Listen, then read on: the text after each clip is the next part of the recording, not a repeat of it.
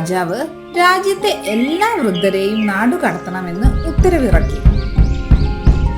രാജാവിന്റെ ആജ്ഞയല്ലേ, അനുസരിക്കാതെ ഇരുന്നാൽ അവരുടെ തല പോകും. പട്ടാളക്കാർ ഓരോ വൃദ്ധരെയും കണ്ടുപിടിച്ച് നാടുകടത്തി.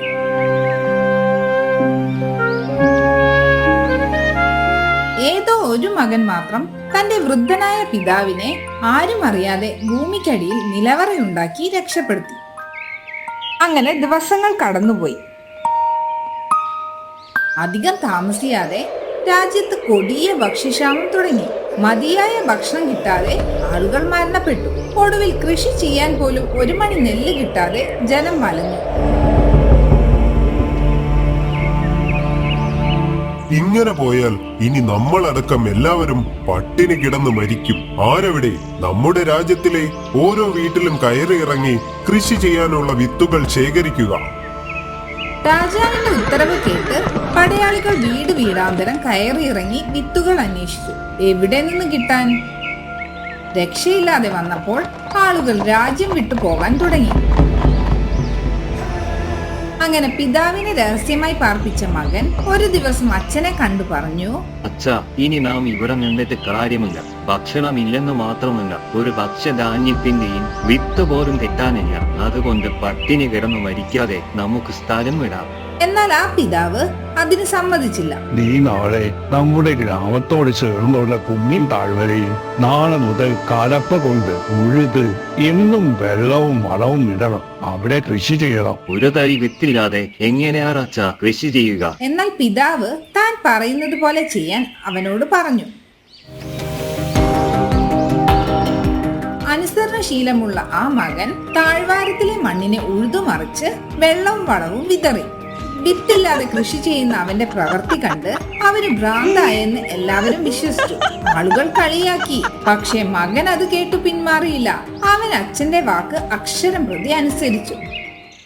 അങ്ങനെ ഇരിക്കെ ഒരു ദിവസം എല്ലാവരെയും അത്ഭുതപ്പെടുത്തിക്കൊണ്ട് മകൻ ഉഴുതുമറിച്ച ഭൂമിയിൽ നെല്ലിന്റെ പുതുനാമ്പുകൾ തലപൊക്കി. നിമിഷ നേരത്തിനുള്ളിൽ ജനം അവിടേക്ക് ഒഴുകിയെത്തി. വിവരമറിഞ്ഞ രാജാവ് അവനെ പിടിച്ചുകൊണ്ടുവരാൻ പടയാളികളെ അയച്ചു. പടയാളികൾ വന്നപ്പോൾ നെൽവിത്തുകൾ നൽകാതെ ഒളിപ്പിച്ചു വെച്ച നിനക്ക് രാജ്യദ്രോഹത്തിന് നാം വധശിക്ഷ വിധിക്കുന്നു. പ്രഭു, മരിക്കുന്നതിന് മുമ്പ് എനിക്കൊരു ആഗ്രഹമുണ്ട്. അങ്ങയുടെ കൽപ്പന അനുസരിക്കാതെ ഞാൻ എന്റെ പിതാവിനെ എന്റെ വീടിന്റെ നിലവറയിൽ ഒളിപ്പിച്ചു സംരക്ഷിക്കുകയായിരുന്നു. എന്റെ പിതാവിന്റെ നിർദ്ദേശപ്രകാരമാണ് ഞാൻ അവരെ ഉഴുതുമറിച്ച് വെള്ളമൊഴിച്ചത്. ഒരു വിത്ത് പോലും എന്റെ കയ്യിലില്ലായിരുന്നു.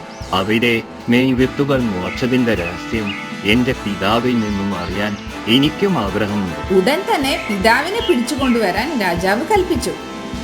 രാജസന്നിധിയിൽ എത്തിയ വൃദ്ധനോട് രാജാവ് വിത്ത് വിതയ്ക്കാതെ നെൽച്ചെടികൾ വളർന്നു വന്നത് എങ്ങനെയെന്ന് അന്വേഷിച്ചു. അദ്ദേഹം പറഞ്ഞു, രാജൻ, എല്ലാ കൊല്ലവും ധാന്യങ്ങൾ നിറച്ച വണ്ടിയുമായി അയൽ രാജ്യത്തേക്ക് വിൽപ്പനയ്ക്ക് ഞങ്ങൾ പോയിരുന്നത് ആ കുന്നിൻ താഴ്വരയിൽ കൂടിയായിരുന്നു.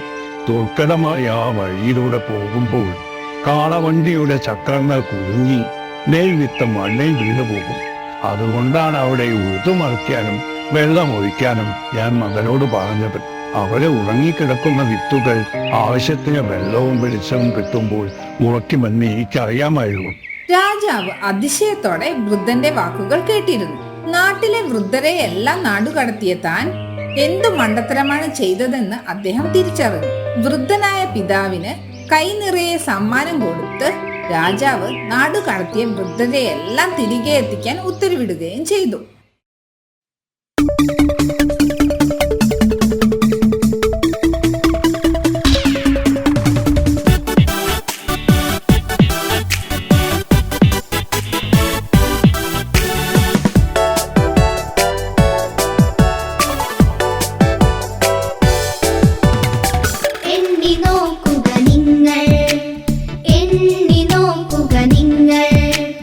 എട്ടുകാലിക്ക് എത്ര കാലം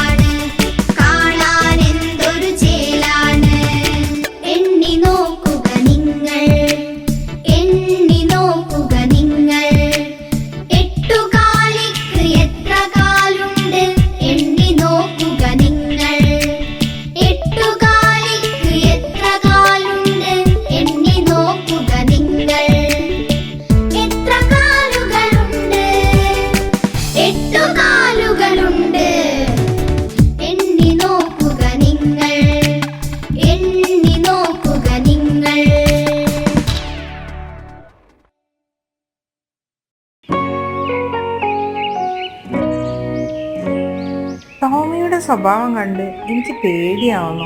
എന്താ? എന്തു പറ്റി? ഒരു അനുസരണയില്ല. എന്തെങ്കിലും പറഞ്ഞാലോ നോ എന്നല്ലാതെ വേറെ ഒന്നും പറയാനില്ല. കളി മാത്രമായിട്ടുണ്ട് ചിന്ത. നോ, എനിക്ക് കുളിക്കണ്ട. നോ, ഞാൻ തരില്ല. എനിക്ക് ഗെയിം കളിക്കണം. നോ, എനിക്ക് വേണ്ട. ആദ്യം ഭക്ഷണത്തോട് മാത്രമായിരുന്നു നോ. ഇപ്പോ അങ്ങനെയല്ല, എല്ലാത്തിനോടും നോ എന്നായിട്ടുണ്ട്. എന്താ ചെയ്യാ? അവൻ കൊച്ചുകുട്ടിയല്ലേ, ശരിയായിക്കോളും. നിങ്ങളാണ് ഇവനെ ഇങ്ങനെ ഓമനിച്ച് വഷളാക്കുന്നത്. അടുത്ത മാസം ഇവന് 6 വയസ്സാകാൻ പോവുകയാ. അറിയോ നിങ്ങൾക്ക്? നമുക്ക് അലക്സിന്റെ മുത്തച്ഛനോടൊന്ന് സംസാരിക്കാം. പുള്ളിക്കാരൻ പണ്ടത്തെ റിട്ടയർഡ് അധ്യാപകനല്ലേ? എന്നാ വൈകിപ്പിക്കണ്ട, നിങ്ങൾ ഇപ്പം തന്നെ വിളിച്ചൊന്ന് സംസാരിക്കും.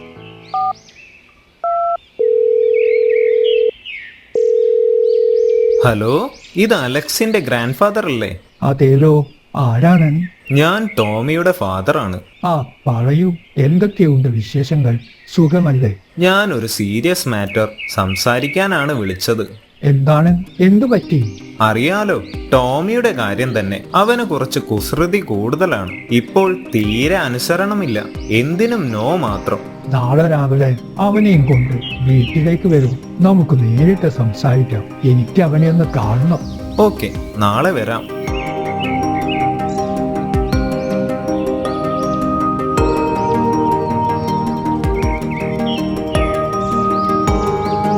ടോമിക്ക് ഇത് വേണോ? ആ, വേണം വേണം.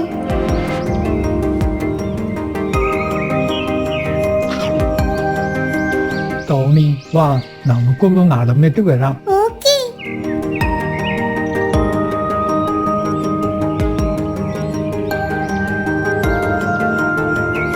ടോമി, എനിക്ക് ആ തൈ പറിച്ചു തരാമോ? അതിനെന്താ, ഇപ്പൊ പറിച്ചു തരാലോ. നിസാരം.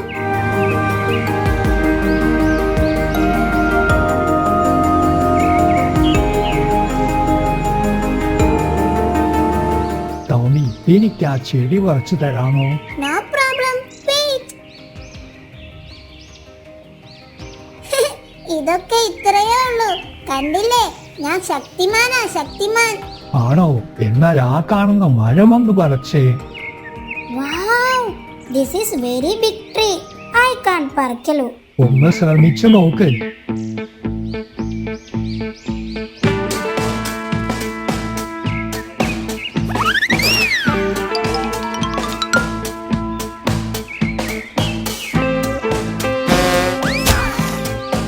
എന്നെ കൊണ്ടൊന്നും പറ്റില്ല സാറേ. നമുക്ക് JCB വിളിക്കാം. ആഹാ, കണ്ടില്ലേ, ചെടികളും മരങ്ങളും പോലെയാണ് മോശം ശീലങ്ങളും. തൈകൾ പോലെ പുതുതായിരിക്കുമ്പോൾ നിങ്ങൾക്ക് അവ വേഗത്തിലും എളുപ്പത്തിലും ഇല്ലാതാക്കാം. എന്നാൽ നിങ്ങൾ അവരെ നീക്കാനും വളരാനും അനുവദിച്ചാൽ അവ ശക്തി പ്രാപിക്കുകയും അതിനെ ഒഴിവാക്കാൻ കഴിയാത്ത പഴയ വൃക്ഷം പോലെ ആവുകയും ചെയ്യും. അതുകൊണ്ട് അമ്മയും അച്ഛനും പറയുന്നത് കേട്ട് നല്ല കുട്ടിയായി വളരണം. മോശം ശീലങ്ങളിലെ മാറ്റം ജീവിതത്തിൽ വലിയ മാറ്റങ്ങൾ കൊണ്ടുവരും. എനിക്കെന്റെ തെറ്റ് മനസ്സിലായി. ഇനി ഞാൻ അനുസരണക്കേട് കാണിക്കില്ല. ഇനി എന്നും ഞാൻ നല്ല കുട്ടിയായിരിക്കും. Good boy.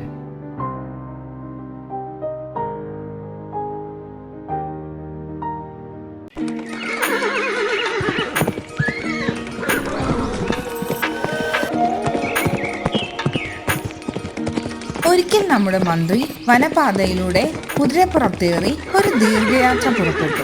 അക്കാലത്ത് മറ്റൊരു നഗരത്തിലെത്താൻ കാട്ടിലൂടെ ദീർഘദൂരം സഞ്ചരിക്കണം. പെട്ടെന്നാണ് വഴിയിൽ മറ്റൊരു യാത്രക്കാരനെ നമ്മുടെ മന്ത്രി കണ്ടത്. നിങ്ങൾ എന്താണ് ഇവിടെ നിൽക്കുന്നത്? എങ്ങോട്ടേക്കാണ് നിങ്ങൾക്ക് പോകേണ്ടത്? ഞാൻ പട്ടണത്തിലേക്ക് പോവുകയായിരുന്നു. എനിക്ക് വഴി തെറ്റി. എന്നെ ഒന്ന് സഹായിക്കാമോ? അതിനെന്താ, ഞാനും പട്ടണത്തിലേക്കാണ്. നമുക്ക് ഒരുമിച്ച് യാത്ര ചെയ്യാം. അങ്ങനെ രണ്ടുപേരും കൂടി കുതിരപ്പുറത്ത് കയറി യാത്ര തുടർന്നു.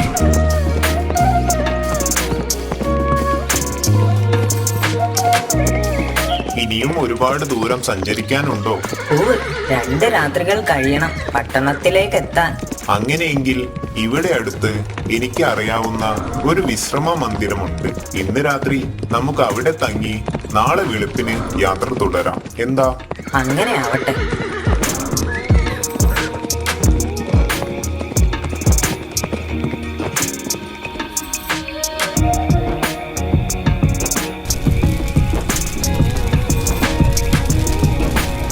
പരിചയപ്പെടാൻ മറന്നു. എന്താ നിങ്ങളുടെ പേര്? എന്റെ പേര് അമർനാഥ്. എന്ത് ചെയ്യുന്നു? പട്ടണത്തിൽ എനിക്ക് പഴഞ്ചാറ് വിൽക്കുന്ന ഒരു കടയുണ്ട്. പഴഞ്ചാറ് കുടിച്ചിട്ട് നാളുകളായി. നിങ്ങളുടെ കയ്യിലുണ്ടോ വല്ലാത്ത ക്ഷീണം? പൂവ്, ഞാൻ പട്ടണത്തിലേക്ക് കൊണ്ടുപോകുന്ന കുറച്ച് കുപ്പികളുണ്ട്. അതിലൊരു കുപ്പി എടുക്കട്ടെ? അതിനെന്താ, ക്ഷീണം അകറ്റാലോ. അയാൾ തന്റെ ബാഗിലുള്ള പാനീയം മന്ത്രിക്ക് കൊടുത്തു. മന്ത്രി പാനീയം കുടിച്ചതും ബോധം കെട്ടു വീണു. ഈ നിമിഷത്തിനായി കാത്തിരിക്കുകയായിരുന്നു അയാൾ. യഥാർത്ഥത്തിൽ അയാൾ യാത്രക്കാരനായിരുന്നില്ല, യാത്രക്കാരെ കൊള്ളയടിക്കുന്ന ഒരു കള്ളനായിരുന്നു അയാൾ. മന്ത്രിക്ക് ഉറക്കം വരാനുള്ള മരുന്ന് കലക്കിയ പാനീയമായിരുന്നു അയാൾ കൊടുത്തത്. അയാൾ മെല്ലെ എഴുന്നേറ്റ് മന്ത്രിയുടെ തലയ്ക്കടിയിൽ മന്ത്രിയെ ശല്യം ചെയ്യാതെ പരതി നോക്കി. പക്ഷെ ഒന്നും കണ്ടെത്താനായില്ല. പണം വെക്കുന്ന മന്ത്രിയുടെ പോക്കറ്റിൽ അയാൾ ശ്രദ്ധാപൂർവം തിരഞ്ഞു. പക്ഷെ ഒരു പൈസ പോലും കണ്ടെത്താനായില്ല. ക്ഷമ കെട്ട് അയാൾ കുതിരയുടെ പുറത്തും തിരഞ്ഞു. നിരാശയായിരുന്നു ഫലം. അങ്ങനെ അയാൾ നിരാശയോടെ അന്ന് രാത്രി അവിടെ തന്നെ കിടന്നുറങ്ങി.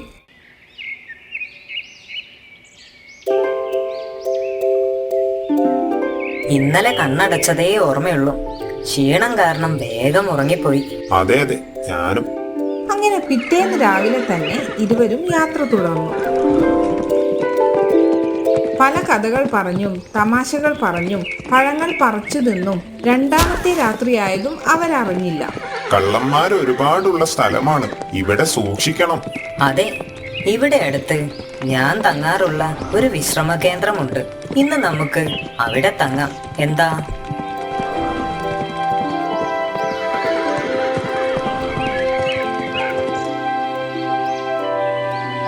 പതിവ് പോലെ യാത്രക്കാരൻ തന്റെ പാനീയം മന്ത്രിക്ക് നീട്ടി. മന്ത്രി അത് കുടിച്ച് ബോധം കെട്ടുറങ്ങി. കള്ളൻ വീണ്ടും അവിടെയെല്ലാം തിരയാൻ തുടങ്ങി. പക്ഷെ ഒന്നും കിട്ടിയില്ല. വീണ്ടും നിരാശനായി കിടന്നുറങ്ങി. അടുത്ത ദിവസം 2 യാത്രക്കാരും വിശുദ്ധ നഗരമായ തിരുപ്പതിയിലെത്തി. ഇതാ, ഈ പണം കയ്യിൽ വെച്ചുകൊള്ളുക, എന്റെ ഒരു സന്തോഷത്തിന്. നന്ദിയുണ്ട്. അങ്ങ് കോപിക്കില്ലെങ്കിൽ ഞാൻ ഒരു കാര്യം പറയട്ടെ? എന്തു പറ്റി? എന്താണ് കാര്യം? പറയൂ, കേൾക്കട്ടെ. ഞാൻ അങ്ങയെ കബളിപ്പിക്കുകയായിരുന്നു. ഞാൻ കച്ചവടക്കാരനല്ല, ഒരു കള്ളനാണ്. പക്ഷേ എന്റെ മോശന ജീവിതത്തിൽ ഞാൻ ഇന്നേ വരെ പരാജയം നേരിട്ടിട്ടില്ല. പക്ഷേ ഞാൻ ഇത്തവണ അങ്ങേക്ക് മുന്നിൽ പരാജയപ്പെട്ടു. ഇനിയെങ്കിലും എന്നോട് പറയൂ, നിങ്ങൾ രാത്രിയിൽ പണം എവിടെയാണ് ഒളിപ്പിച്ചു വെച്ചത്? നിങ്ങളുടെ ആ രഹസ്യം അറിഞ്ഞില്ലെങ്കിൽ എനിക്ക് ഉറങ്ങാൻ കഴിയില്ല. നിന്നെ കണ്ടപ്പോൾ തന്നെ നീ കള്ളനാണെന്ന് എനിക്ക് മനസ്സിലായിരുന്നു. പക്ഷേ താങ്കൾ ചോദിച്ച ചോദ്യത്തിന്റെ രഹസ്യം ഞാൻ പറഞ്ഞു തരണമെങ്കിൽ എനിക്കൊരു വാക്ക് തരണം. എന്താണത്? ഇനി ഒരിക്കലും മോഷ്ടിക്കില്ല എന്ന്. ഇല്ല, ഞാൻ ഇനി മോഷ്ടിക്കില്ല. പറയൂ. നിങ്ങൾ ഒരിക്കലും കണ്ടെത്താത്ത സ്ഥലത്ത് ഞാൻ പണം ഒളിപ്പിച്ചു. പക്ഷെ എവിടെ? ഞാൻ അത് എല്ലായിടത്തും തിരഞ്ഞിരുന്നല്ലോ. നിങ്ങളുടെ തലയണയ്ക്കടിയിൽ നിങ്ങൾ തിരഞ്ഞിരുന്നോ? എന്ത്? ഞാൻ നിങ്ങളുടെ തലയണക്കടിയിലാണ് തിരഞ്ഞത്, പക്ഷേ ഒന്നും കണ്ടെത്തിയില്ല. എന്റെ തലയണക്കടിയിൽ ഞാൻ എന്തിന് നിങ്ങളുടെ പണം അന്വേഷിക്കണം? എന്റെ പണം നിങ്ങൾ ഒരിക്കലും അന്വേഷിക്കാത്ത ഒരേ ഒരു സ്ഥലം അതാണെന്ന് എനിക്ക് ഉറപ്പുണ്ടായിരുന്നു. ഇത് കേട്ട കള്ളൻ മന്ത്രിയെ വണങ്ങി. പിന്നീട് ഒരിക്കലും അയാൾ മോഷ്ടിച്ചിട്ടില്ല.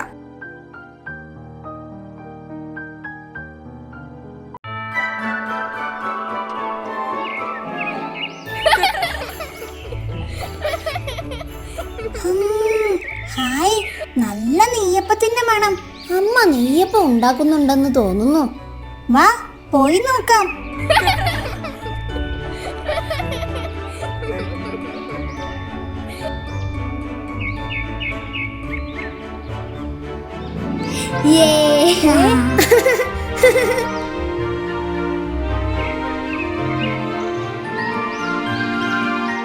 അമ്മേ, മുത്തശ്ശി എവിടെ പോയി? കോഴികളെ നോക്കി പുറത്തുണ്ട്.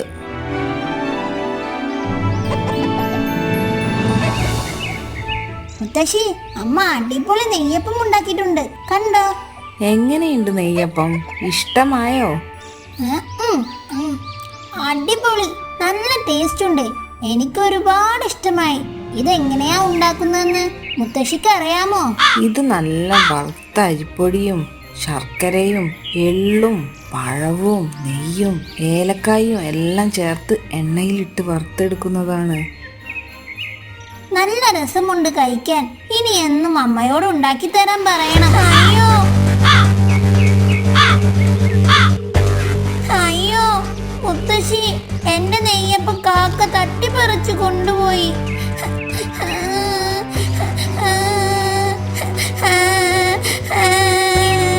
സാരമില്ല, കരയണ്ട.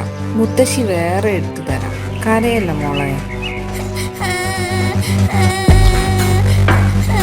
എന്ത് പറ്റി? എന്തിനാ കരയുന്നത്? അവളുടെ നെയ്യപ്പം കാക്ക തട്ടിപ്പറിച്ചു കൊണ്ടുപോയി. ഓ, അതാണോ കാര്യം? അത് സാരമില്ല, പോട്ടെ. ദാ ഇവിടെ ഇനിയും ഉണ്ടല്ലോ നെയ്യപ്പം.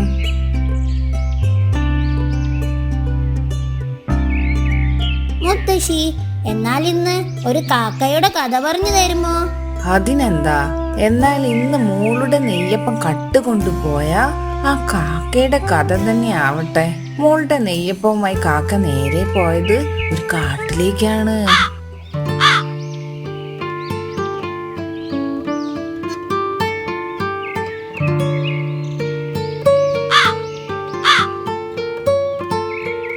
അപ്പോഴാണ് ഒരു കുരങ്ങൻ അതുവഴി വന്നത്. പെട്ടെന്നാണ് നെയ്യപ്പത്തിന്റെ മണം കുരങ്ങന്റെ ശ്രദ്ധയിൽപ്പെട്ടത്. ഹായ്, എവിടെ നിന്നാണ് ഈ മണം വരുന്നത്?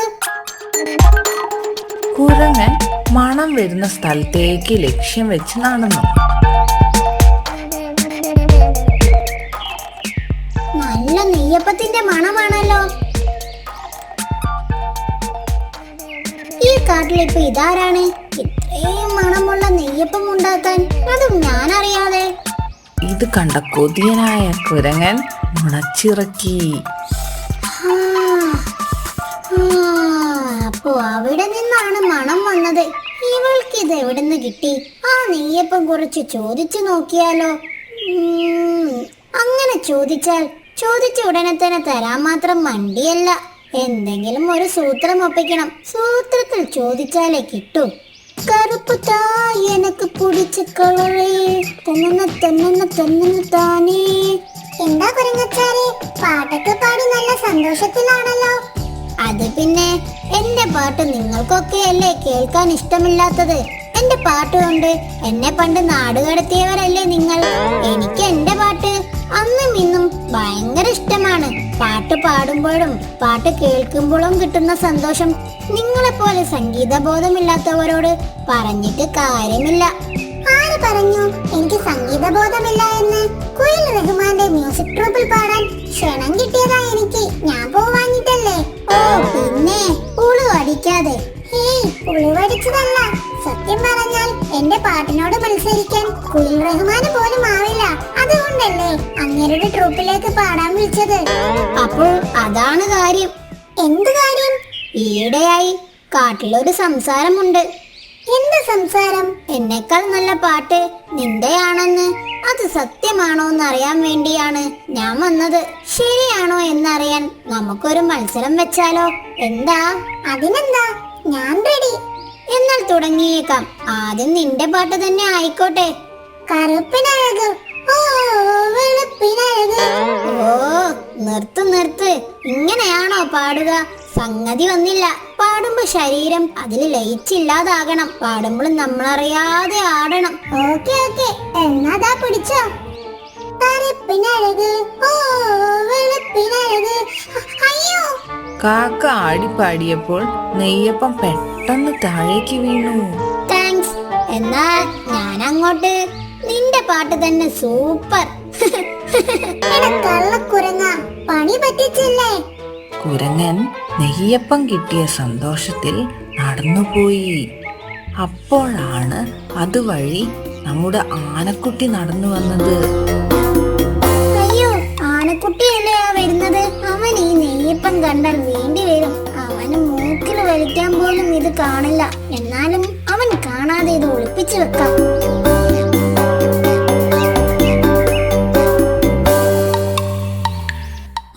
എങ്ങോട്ടാ കുരങ്ങച്ച പതിവില്ലാതെ?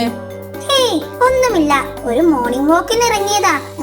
എന്തൊക്കെയുണ്ട് വിശേഷങ്ങൾ? സുഖമല്ലേ? എന്നാ പിന്നെ ഞാൻ അങ്ങോട്ട്. മോർണിംഗ് വാക്ക് ഉച്ചക്ക്. സത്യം പറ, എന്താ ഒരു കള്ളലക്ഷണം? ഹേയ്, അത് ജന്മനാ ഉള്ളതാ, ഒന്നുമില്ല. നിനക്ക് തോന്നുന്നതാ. അതെനിക്കറിയാം. എന്താ നിന്റെ കയ്യിൽ? നോക്കട്ടെ. ഒന്നുമില്ല, ദാ കണ്ടില്ലേ? അപ്പോഴാണ് കാക്ക അതുവഴി വന്നത്. ആനച്ചാരെ, ഈ കുരങ്ങൻ എന്റെ കയ്യിൽ നിന്നും നെയ്യപ്പം സൂത്രത്തിൽ കൈക്കലാക്കി. അമ്പട കള്ള. അപ്പൊ അതാണല്ലേ എന്റെ മുന്നിൽ ഒളിച്ചു കളിച്ചത്? അത് പിന്നെ നല്ല നെയ്യപ്പം കഴിച്ചിട്ട് കാലം കുറെ ആയി.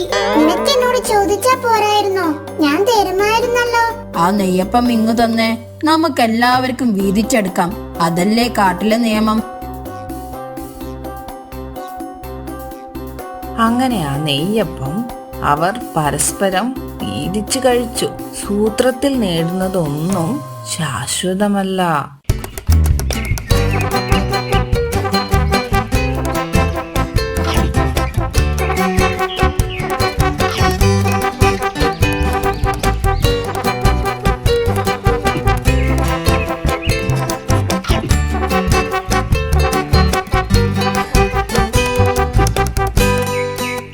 ഇതെന്താണ് ടോമി?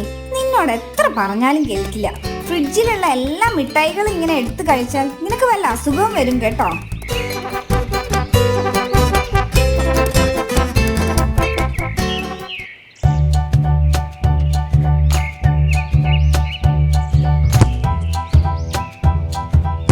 കുറെ കാലമായി കുട്ടികൾക്ക് എല്ലാവർക്കും കൂടി എന്തെങ്കിലും വാങ്ങിച്ചു കൊടുക്കണമെന്ന് വിചാരിക്കുന്നു. ഇന്ന് എല്ലാവരും ഉണ്ടല്ലോ, ഇന്ന് തന്നെ ആയിക്കോട്ടെ. അതിന്റെ ഒന്നും ആവശ്യമില്ല. ടോമി വീട്ടിലെത്തിയാൽ ഏത് നേരം തീറ്റയാണ്. ഞാൻ ഇന്നും കൂടി അവനെ വഴക്ക് പറഞ്ഞിട്ടേ ഉള്ളൂ. പിള്ളേരല്ലേ, എന്റെ ഒരു സന്തോഷത്തിന് ഞാൻ എല്ലാവരെയും വിളിക്കാം. നിന്റെ ഇഷ്ടം. മക്കളെ, എല്ലാവരും ഇന്ന് വന്നേ. ഇന്ന് ആന്റിയുടെ വക എല്ലാവർക്കും ഐസ്ക്രീം.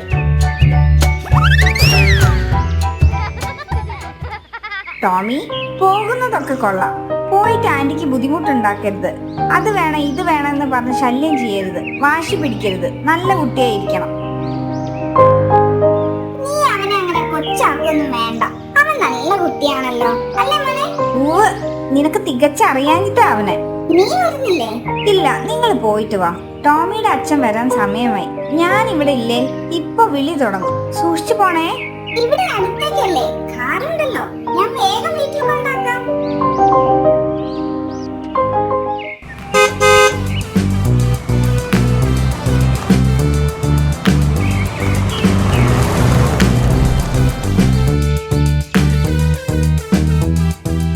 കുട്ടികളെ, നിങ്ങൾക്ക് ഇഷ്ടമുള്ള ഐസ്ക്രീം വാങ്ങി കഴിച്ചോ?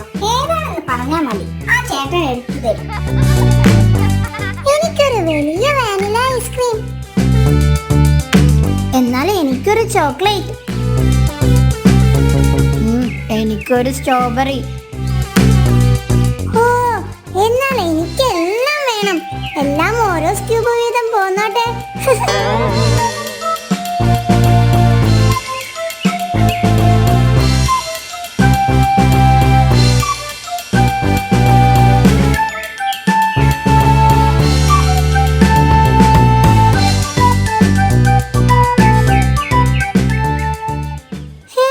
അയ്യോ, എന്റെ ഐസ്ക്രീം താഴെ പോയല്ലോ. നീ എന്തിനാ എല്ലാം കൂടി ഒരുമിച്ച് പറഞ്ഞത്? അതുകൊണ്ടല്ലേ അത് മുഴുവൻ നിലത്ത് പോയത്. കഴിക്കാൻ ഒരു സ്ക്യൂബ് തന്നെ ധാരാളമാണ്. അത് ഏത് ഫ്ലേവർ ആയാലും സാരമില്ല, പോട്ടെ, നമുക്ക് വേറെ വാങ്ങാം. എന്നാൽ എനിക്ക് ഏതെങ്കിലും ഒരു ഫ്ലേവർ, ഒരു സ്ക്യൂബ് മാത്രം മതി.